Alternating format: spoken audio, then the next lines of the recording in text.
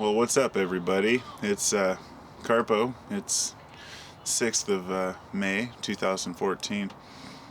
For the last few days, I've been making a few random videos about my general search this week for the universal mind to help me to find what I'm looking for, I guess.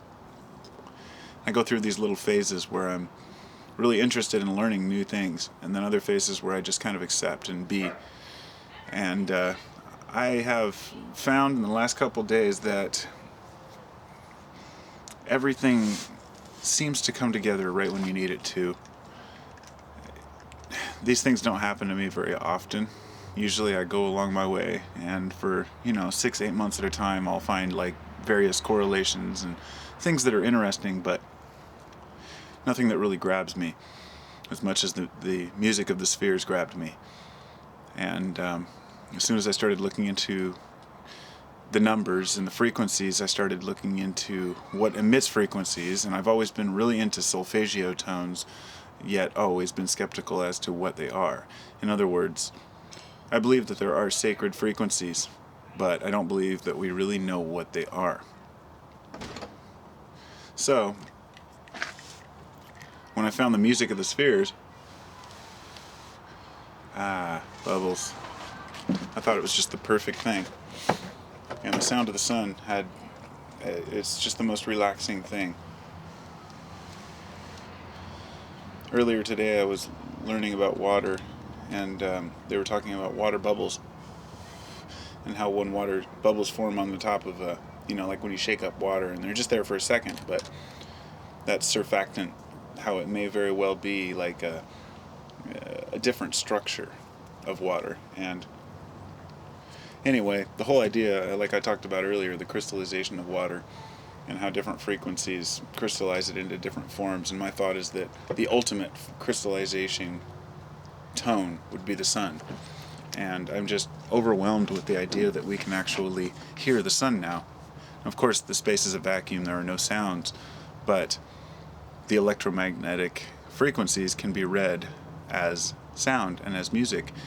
And I actually found a guy who he works for NASA, I guess, and he's been using those frequencies to make his own music. I think that's pretty cool. I think that if we start using sacred tones to make music, that's great. But we have to know what they are. So the most sacred tone to me would be the tones of the planets, the music of the spheres. So I'm going to post up a playlist that I just created, and it's the music of the various planets. And the one thing that I wanted to say was that I think that there may be something to this whole water memory thing, that we may be able to very well crystallize our water into a better form. And I'm going to use the frequency of the sun, and I have a very loud speaker, and I turn the sun on, and I put a glass of water in front of it, and then I meditate over that water and ask the sun and the sounds of the sun to give it the proper form that my body needs. And there's no way I'll be able to prove this. There's no way I'll be able to confirm this or to prove it to anybody, nor do I want to. I just want to find out what works for me.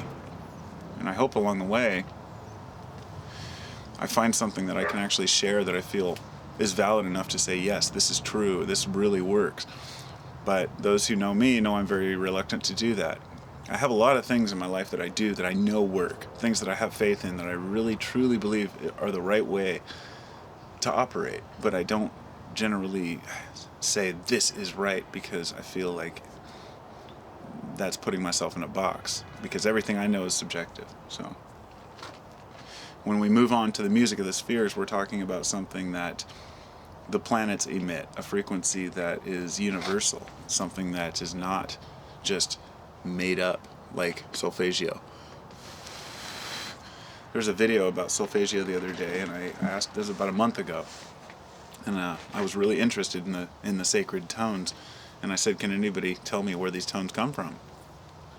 And I got a lot of funky answers, but nothing that worked for me. And it's because I've been realizing that everything's done in hertz, and hertz are a measurement that was created later. Of course, hertz are cycles per second.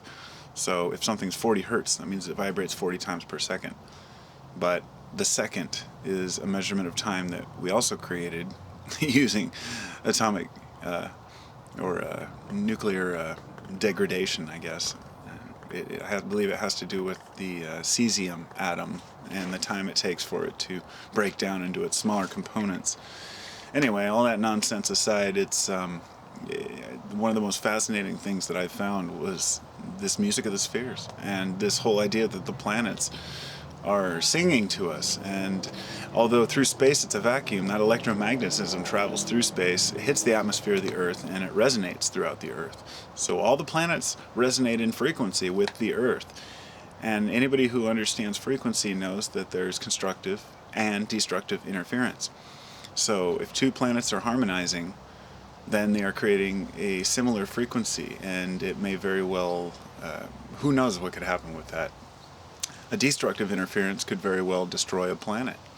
You know, if two spheres are vibrating against each other, I play with frequency programs, and I have a solfeggio mixer generator where I can create any frequency I want, and you hit certain notes and they start to really fight with each other. So space may seem silent, but it's a noisy place. There's a lot going on out there that we can't hear, a lot outside of our realm of senses. And I think that I'm onto something here, I really do. I think that in time I'll be able to find out exactly how I can utilize this. I hope. I like bubbles. Bubbles remind me that everything is spherical in nature. Sphere is the perfect shape. Of course, once you start pushing spheres together, then the hexagon becomes the perfect shape. And on and on and on. Namaste.